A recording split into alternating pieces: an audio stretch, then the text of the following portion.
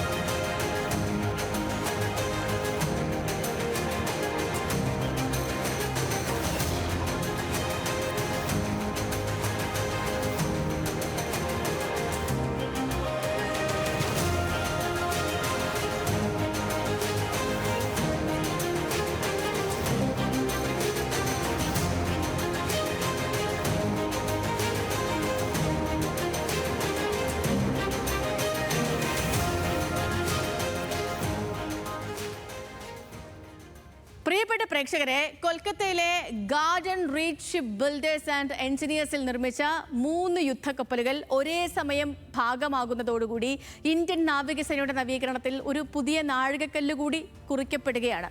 പ്രതിരോധ രംഗത്ത് സ്വയം പര്യാപ്തത കൈവരിക്കുക എന്ന ലക്ഷ്യത്തോടു കൂടിയാണ് ഈ കപ്പലുകൾ നിർമ്മിച്ചിരിക്കുന്നത്. നമുക്ക് ഓരോന്നായിട്ട് പരിശോധിക്കാം. ഒരു ദിവസം 3 കമ്മീഷനുകൾ എന്ന് പറയുന്നത് അപൂർവതയാണ് ഇന്ത്യയെ സംബന്ധിച്ച്, ഇന്ത്യൻ നാവികസേനയൊക്കെ സംബന്ധിച്ച്. ശരിക്കും പറയുകയാണെങ്കിൽ ഇത് വെറും 3 കപ്പലുകൾ മാത്രം നാവികസേനയിൽ ചേരുന്ന ഒരു ചെറിയ പരിപാടിയേ അല്ല. ഇന്ത്യയുടെ ആത്മനിർഭർ ഭാരത് ഈ നയത്തിൻ്റെ ഭാഗമായി പ്രതിരോധ നയത്തിൻ്റെ ഏറ്റവും ശക്തമായ തെളിവുകളിൽ ഒന്നാണ് ഇത്.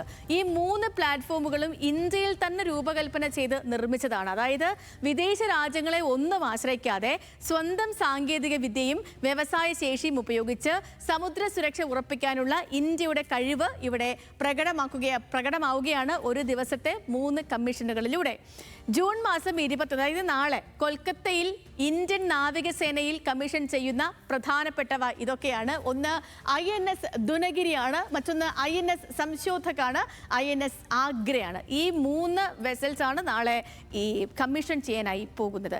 ഇനി ഇവ ഓരോന്നും എങ്ങനെയാണ് ഡിസൈൻ ചെയ്തിരിക്കുന്നത് എന്നാണ് നമ്മൾ നോക്കുന്നത്. ഇപ്പോൾ ഓരോന്നായി നോക്കിയാൽ ആദ്യം INS ദുനഗിരിയിൽ നിന്ന് തുടങ്ങിയാൽ, INS ദുനഗിരി ഇതിൻ്റെ പ്രത്യേകതയും പ്രാധാന്യവും പരിശോധിച്ചാൽ പ്രൊജക്ട് 17A പദ്ധതിയുടെ ഭാഗമായ അത്യാധുനിക സ്റ്റെൽത്ത് ഫ്രിഗേറ്റ് ആണ് INS ദുനഗിരി എന്ന് പറയുന്നത്.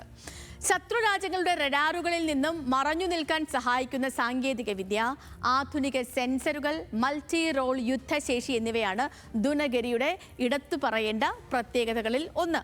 ഇന്ത്യൻ മഹാസമുദ്ര മേഖലയിൽ ദീർഘദൂര ദൗത്യങ്ങൾക്കും സമുദ്ര സുരക്ഷയ്ക്കും ഈ കപ്പൽ ഏറെ നിർണായകമാകുമെന്ന കാര്യത്തിൽ തർക്കമൊന്നുമില്ല. രണ്ടാമത്തേത് INS സംശോധകാണ്.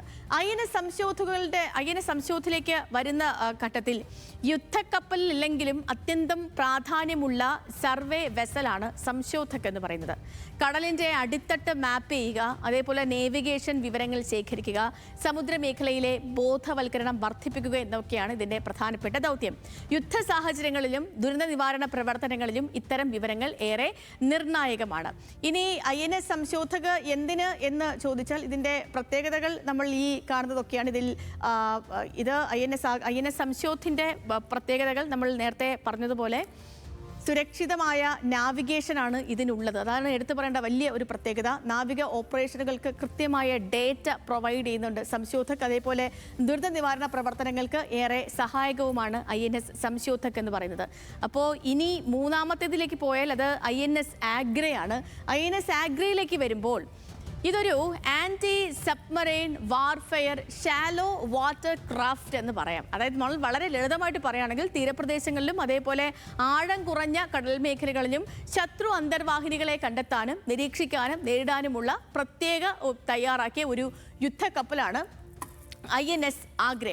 ഇന്ത്യൻ മഹാസമുദ്ര മേഖലയിൽ വർദ്ധിച്ചു വരുന്ന സബ്മറൈൻ സാന്നിധ്യം കണക്കിലെടുക്കുമ്പോൾ ആഗ്രെ നാവികസേനയ്ക്ക് വലിയ കരുത്താകുമെന്ന കാര്യത്തിൽ തർക്കമില്ല. ആഗ്രയുടെ ദൗത്യം പ്രധാനമായിട്ടും നമ്മൾ ഈ പറഞ്ഞ പോലെ ശത്രു അന്തർവാഹിനികളെ കണ്ടെത്തുക എന്നുള്ളത്, അവിടെ മേഖലയിൽ നിരീക്ഷണം നടത്തുക എന്നുള്ളത്, ആവശ്യമെങ്കിൽ ആക്രമണം നടത്താനും INS ആഗ്രെ ഡിസൈൻ ചെയ്തിട്ടുണ്ട്.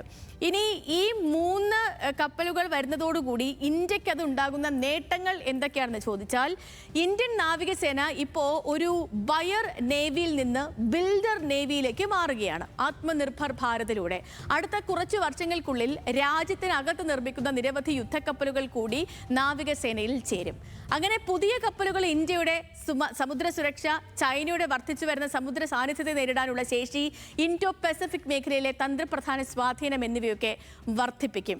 ഒരേ ദിവസം 3 തദ്ദേശീയ പ്ലാറ്റ്ഫോമുകൾ കമ്മീഷൻ ചെയ്യുന്നത് എന്തുകൊണ്ട് വാർത്തയാകുന്നു എന്നൊരു കാര്യം കൂടി നമ്മൾ പരിശോധിക്കണം. അത് എന്തുകൊണ്ട് വാർത്തയാകുന്നു എന്ന് ചോദിച്ചാൽ അതിന് കാരണം വെറും 3 കപ്പലുകളുടെ ഒരു കഥയേ അല്ല ഇത്. ഇതെന്ന് പറയുന്നത് ഇന്ത്യ സ്വന്തം യുദ്ധക്കപ്പലുകൾ സ്വയം രൂപകൽപ്പന ചെയ്ത് നിർമ്മിക്കുന്ന ഒരു ആഗോള നാവിക ശക്തിയായി മാറുകയാണ് എന്നുള്ള ഉറച്ച പ്രഖ്യാപനമാണ്. അതുകൊണ്ട് തന്നെയാണ് ഇന്ത്യക്ക് ഈ വിഷയം ഇത്രയും പ്രാധാന്യമുള്ളതും പ്രധാനമായി നമ്മൾ സംസാരിക്കുന്നതും. അതുകൊണ്ട് തന്നെ കൊൽക്കത്തയിലെ ഈ ചടങ്ങ് ഇന്ത്യൻ നാവികസേനയുടെ ചരിത്രത്തെ മറ്റൊരു നിർണായക നാഴികക്കല്ലായി വിലയിരുത്തപ്പെടുമെന്ന കാര്യത്തിലും തർക്കമില്ല. അപ്പോൾ കൊൽക്കത്തയിലാണ് കമ്മീഷൻ ചടങ്ങുകളൊക്കെ നടക്കുന്നത്. 3 യുദ്ധക്കപ്പലുകൾ ഇന്ത്യൻ നാവികസേനയുടെ ഭാഗമാവുകയാണ്.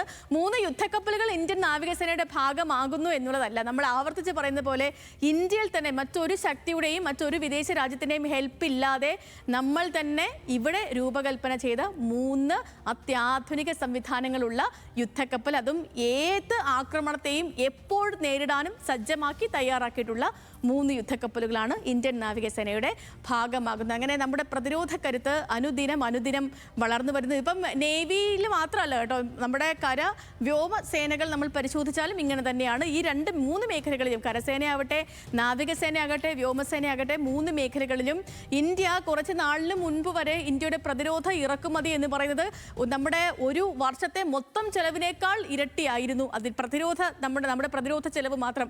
പക്ഷേ ആ പ്രതിരോധ ചെലവ് ഇപ്പോൾ അതിൻ്റെ പകുതിയായി മാറിയിട്ടുണ്ട്. കാരണം ഇവിടെ മേക്ക് ഇൻ ഇന്ത്യ പദ്ധതിക്ക് കീഴിലും ആത്മനിർഭർ ഭാരതിന് കീഴിലും ഇവിടെ തന്നെ സാങ്കേതിക വിദ്യകൾ ഉണ്ടാകുന്നു. DRDOയുടെ കീഴിൽ ഇവിടെ പലവിധമായ പ്രവർത്തനങ്ങൾ നടക്കുന്നു. ഇവിടെ ഉപകരണങ്ങൾ നമ്മൾ രൂപകൽപ്പന ചെയ്യുന്നു, ഇവിടെ തന്നെ ഉപയോഗിക്കുന്നു. അങ്ങനെ ഒരു ബയറിൽ നിന്ന് അല്ലെങ്കിൽ ഒരു ഇറക്കുമതിക്കാരിൽ നിന്ന് നമ്മളൊരു കയറ്റുമതിക്കാരായി കൂടി മാറിക്കൊണ്ടിരിക്കുകയാണ് പ്രതിരോധ രംഗത്ത്.